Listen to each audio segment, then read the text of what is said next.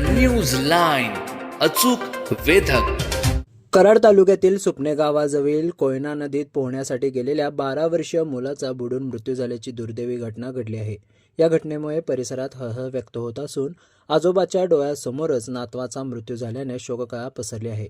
मिळालेल्या माहितीनुसार वरद शंकर कांबळे वय वर्ष 12 हा आपल्या वृद्ध आजोबासोबत सुपणे किरपे पुलादरम्यान असलेल्या कोयना नदीच्या पात्रात पोहण्यासाठी गेला होता.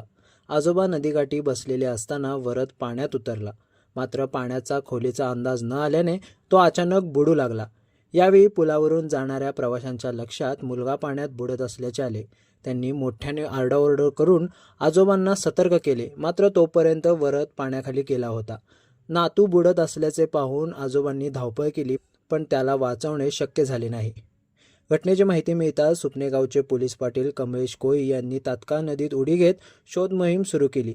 काही वेळानंतर त्यांनी वरदला पाण्याबाहेर काढले, मात्र तोपर्यंत त्याचा मृत्यू झाला होता. दरम्यान कोयना नदीत गेल्या 6 दिवसातील ही तिसरी बुडण्याची घटना असून या दुर्घटनांमध्ये आतापर्यंत 4 जणांचा मृत्यू झाला आहे. वारंवार घडणाऱ्या अशा घटनांमुळे नदीकाठी सुरक्षेच्या उपाययोजना करण्याची मागणी नागरिकांकडून होत आहे. द न्यूज लाईनसाठी अमोल टकले, कराड. न्यूज लाईन, अचूक वेधक.